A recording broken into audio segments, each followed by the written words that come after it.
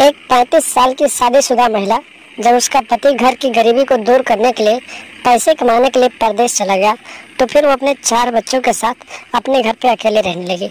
और फिर काफ़ी दिनों तक जब उसका पति घर नहीं आया तो फिर उसकी जवानी उफान मारने लगी और फिर वो अपने पड़ोसी के साथ बेइंतहा प्यार करने लगी और रोज़ रात को अपने बच्चों को नींद की दवा पिला देती थी और उन्हें सुला देती थी और सुलाने के बाद अपने प्रेमी के साथ पूरी पूरी रात मजा लेती थी।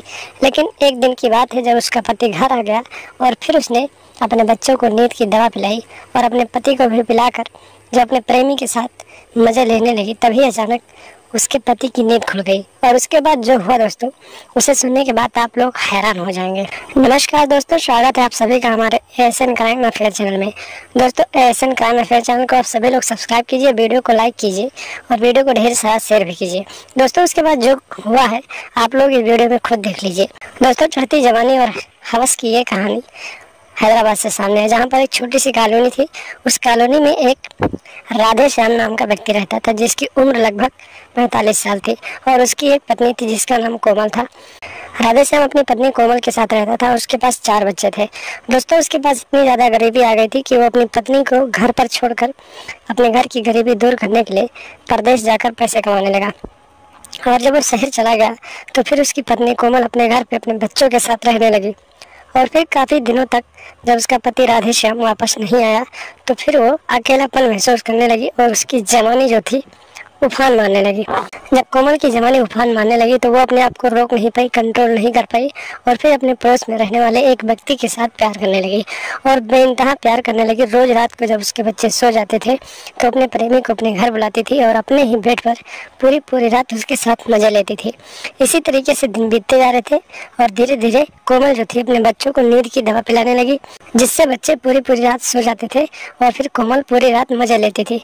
इसी तरीके से दिन बीतते जा रहे थे। 4 महीने का दिन बीत चुका था और फिर कोमल का पति राधे श्याम पैसे कमाकर घर वापस आ गया।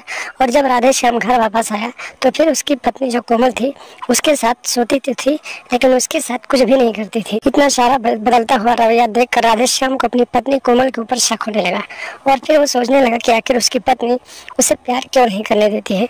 इसी तरीके से दिन बीतते गए और जो उसकी पत्नी थी कोमल उसी दिन से अपने बच्चों के साथ साथ अपने पति को भी नींद की दवा पिला देती थी और फिर सुला देती थी और उसके बाद पूरी रात अपने प्रेमी के साथ मजे लेती थी।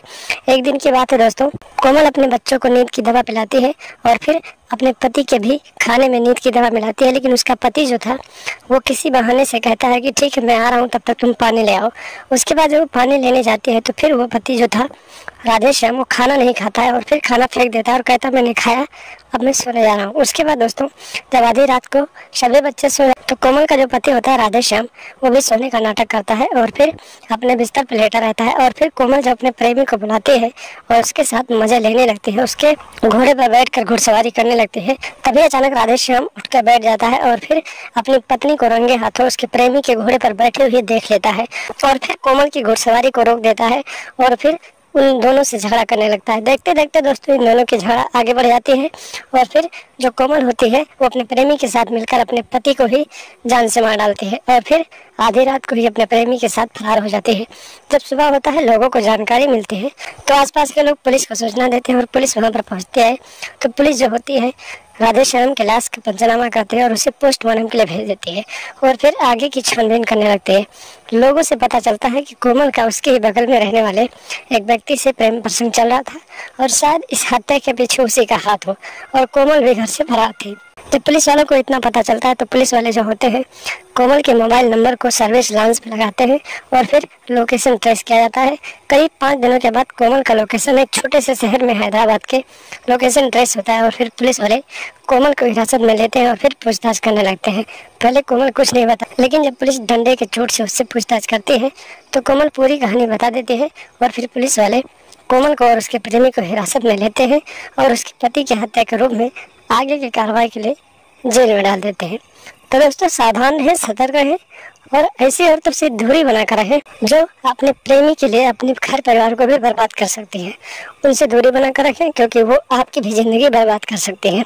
तो दोस्तों सावधान रहें, सतर्क रहें, अपना और अपनों का ख्याल रखें और हमारे साथ लगातार बने रहें। हमारे चैनल को सब्सक्राइब कर लें और हमेशा देखते रहें एएसएन क्राइम अफेयर।